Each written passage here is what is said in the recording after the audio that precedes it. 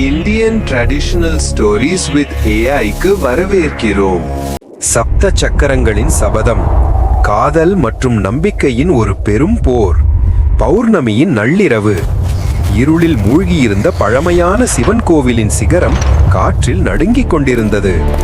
இளவரசர் தேவவிரதன். அவரது முகத்தில் உறுதியான சங்கல்பம் இருந்தது. கையில் ஒரே ஒரு இரும்பு வாள்.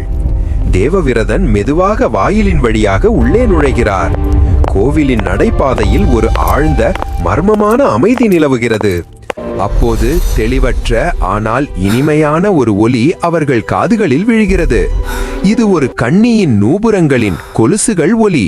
அதை தேவவிரதன் கவனமாக புரிந்து கொள்ள முயற்சிக்கிறான். நூபுரங்களின் ஒலி வரும் ஒரு வெற்று இடம் இருக்கிறது, ஆனால் யாரும் தெரியவில்லை. இந்த கன்னி பிரியாவாக இருந்தாள். கொடூரமான தாந்திரிக பைரோனின் சாபத்தால் கண்ணுக்கு தெரியாதவளாக இருந்தாள். தேவவிரதன் கண்களை மூடுகிறான். பிரியாவை பார்க்க கூடாது, ஒளியை மட்டுமே பின்பற்ற வேண்டும் என்று அவன் அறிவான். தேவவிரதன் தனது வாளை கவனமாக தரையில் வைக்கிறான். வாளின் முனை நிலத்தை தொடுகிறது. வாளை கைவிடுவது அது வீரத்தின் மீது அல்ல, தன் நம்பிக்கையின் மீதுதான் அவன் சார்ந்திருப்பான் என்ற தீர்மானம். அவன் சிவலிங்கத்தை சுற்றி அமைக்கப்பட்ட சப்த சக்கரங்களை 7 வட்டங்களை நோக்குகிறான். தேவவிரதன் முதல் பிரதட்சணத்தை தொடங்கினான். முதல் படி உறுதியுடன் எடுக்கப்படுகிறது. முதல் பிரதட்சணத்தின் முதல் படி எடுக்கப்பட்டதும் கொடூரமான தாந்திரிக பைரோனின் இடி போன்ற சிரிப்பு எதிரொலிக்கிறது. கோயில் தூண்களில் பயங்கரமான சிதைந்த நிழல்கள் திடீரென நடனமாடத் தொடங்குகின்றன. தேவவிரதன் முகத்தில் லேசான சந்தேகம் தோன்றுகிறது. தேவவிரதன் காதுகளில் ஒரு கனத்த குரல் எதிரொலிக்கிறது. அவரது இறந்த தந்தையின் குரல். மகனே, நீ வீணாக உழைக்கிறாய், திரும்பி போ. இளவரசனின் இதயம் கலங்குகிறது. அவர் தடுமாறுகிறார். அப்போதே சிலம்புகளின் ஒலி மேலும் தீவிரமாகிறது. அது அவருக்கு ஆறுதல் அளிப்பதைப் போல. தேவவிரதன் தன் கண்களை இறுக்கமாக மூடிக்கொள்கிறான். அவன் அந்த ஒலியை மட்டுமே தொடர்ந்து செல்கிறான். இது பயத்தின் முதல் சுழற்சியாக இருந்தது. அங்கு இளவரசன் தனது கடந்த கால சந்தேகங்களுடன் போராட வேண்டியிருந்தது. பேராசையின் சோதனை நாள் 2. 2ஆம் பிரதட்சிணம் தொடங்குகிறது. தாந்திரிக பைரவன் ஒரு புதிய மாய வலையை பின்னுகிறான். கோயிலின் கல்பாதை திடீரென மின்னுகிறது. அது தங்கம் மற்றும் விலையுயர்ந்த ரத்தினங்களால் நிரம்புகிறது. தேவவிரதன் நிற்கிறான். அவனது கண்களுக்கு முன் ரத்தினங்களின் ஒளி. அழகான ஒரு அப்சரஸ் தோன்றுகிறாள். அவளது உடைகள் பொன்மயமாக உள்ளன.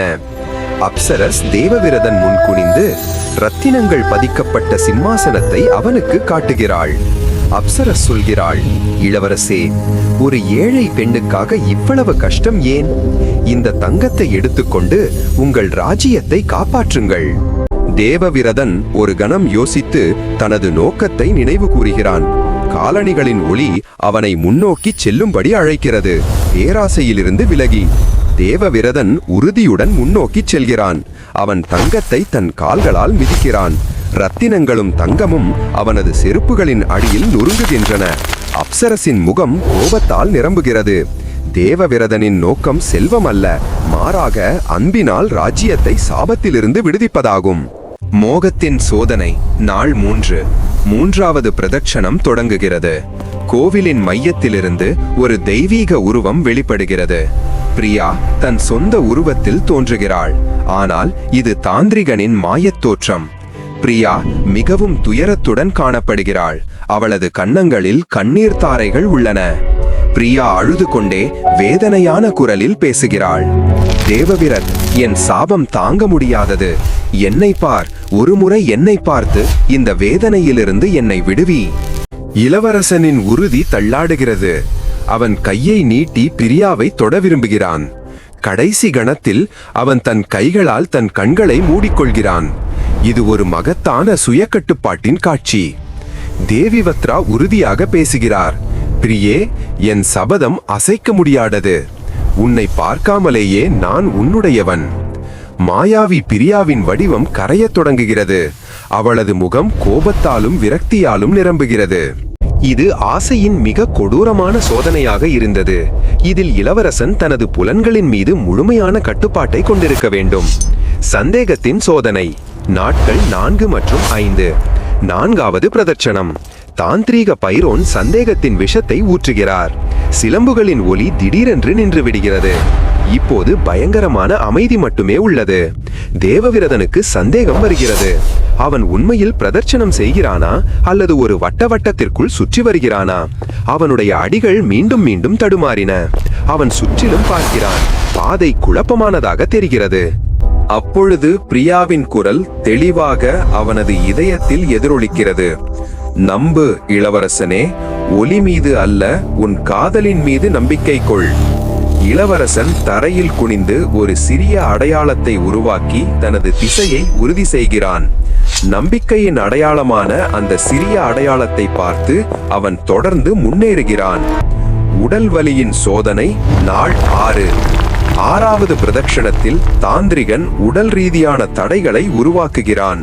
கோவிலுக்கான பாதை பயங்கரமான கூர்மையான முட்களாலும் எரியும் அக்னி சிகரங்களாலும் நிரம்புகிறது.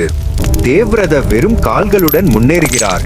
அவரது பாதங்கள் இரத்தத்தால் நனைந்து விடுகின்றன. வலி தாங்க முடியாதது. அவர் முனகுகிறார், ஆனால் நிற்பதில்லை. அவர் தனது ராஜ உடைகளின் துண்டுகளை கிழித்து தனது கால்களில் கட்டுகிறார். இரத்தம் தோய்ந்த கால்களில் துணியை கட்டி அவர் இறுதி பிரதட்சிணத்தை நோக்கி செல்கிறார். உச்சக்கட்டம். இறுதி சபதம் மற்றும் போர். நாள் 7. 7வது பிரதட்சிணத்தின் இறுதி நேரம் வந்துவிட்டது. கோயிலின் வானம் ஆழ்ந்த கருப்பு நிறமாக மாறுகிறது. கொடுமையான தாந்திரிகன் பைரவன் தனது பயங்கரமான விகாரமான உருவத்தில் தோன்றுகிறான். அவனது உடல் நெருப்பை போல பற்றி எரிகிறது. தாந்திரிகன் கர்ஜிக்கிறான். முட்டாள் இளவரசனே, உன்னால் சாபத்தை உடைக்க முடியாது. எனது ஆதிக்கம் அசைக்க முடியாதது. இளவரசன் இப்போது தனது வாளை உயர்த்துகிறான், ஆனால் தாந்திரிகனை நோக்கி அல்ல. கடைசி பிரதட்சணையை முடித்ததும் அவன் தனது வாளை கோவிலின் மையத்தில் நிறுவுகிறான். தேவவிரதன் தனது கரங்களை விரித்து அறிவிக்கிறான், ஓ பிரியே, உன்னை கண்ணுக்கு தெரியாத உருவத்திலேயே என் மனைவியாக ஏற்றுக்கொள்கிறேன்.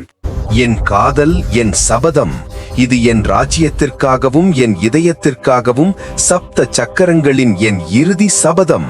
சாப விடுதலை மற்றும் வெற்றிக்காக ராஜகுமாரனின் இந்த தன்னலமற்ற காதல் சங்கல்பத்திலிருந்து கோவிலின் மையத்திலிருந்து ஒரு தீவிரமான தெய்வீக ஒளி உண்டாகிறது. இந்த ஒளி மிகவும் பிரம்மாண்டமானது. அதனால் தாந்திரிக பைரவனின் சக்தி ஒரு நொடியில் எரிந்து சாம்பலாகிறது. தாந்திரிகன் அலறிக்கொண்டிருக்க புகையாக மறைந்து விடுகிறான். சாபம் முறிந்தது. ஒளி சாந்தமாகிறது. இளவரசி பிரியா தன் முழுமையான தெய்வீக அழகில் தேவரத்தின் முன் நிற்கிறாள். பிரியா சிரிக்கிறாள். அவளது சிலம்புகளின் ஒளி இப்போது அமைதியாக இல்லை, மாறாக வெற்றியின் கீதத்தை பாடுகிறது. இளவரசர் தேவவிரத் மற்றும் பிரியாவின் பிரமாண்ட திருமண விழா முழு ராஜ்யமும் கொண்டாடுகிறது. அவர்களது ராஜ்யத்திற்கு செழிப்பும் அமைதியும் திரும்பிவிட்டன. இப்போது வயதான மகாராஜா தேவவிரத் மற்றும் பிரியாவை பார்க்கிறார். சக்தி அல்லது செல்வம் அல்ல, உண்மையான நம்பிக்கையும் தன்னலமற்ற அன்பும் தான் வாழ்க்கையில் மிகப்பெரிய பலம் என்பதை மகாராஜா புரிந்து கொண்டார். இந்த கதை உங்கள் மனதை தொட்டிருந்தால், உங்கள் முகத்தில் புன்னகையை கொண்டு வந்திருந்தால், அல்லது உங்களுக்கு ஒரு புதிய பாதையை காட்டியிருந்தால், அப்படியானால் உங்கள் இந்த உணர்வை லைக் வடிவில் வெளிப்படுத்துங்கள். இதை உங்கள் நண்பர்கள் மற்றும் குடும்பத்தினருடன் ஷேர் செய்யுங்கள். சப்ஸ்கிரைப் பட்டனை அழுத்துவதன் மூலம் நீங்கள் எங்கள் கதை குடும்பத்தின் ஒரு பகுதியாகி விடுவீர்கள்.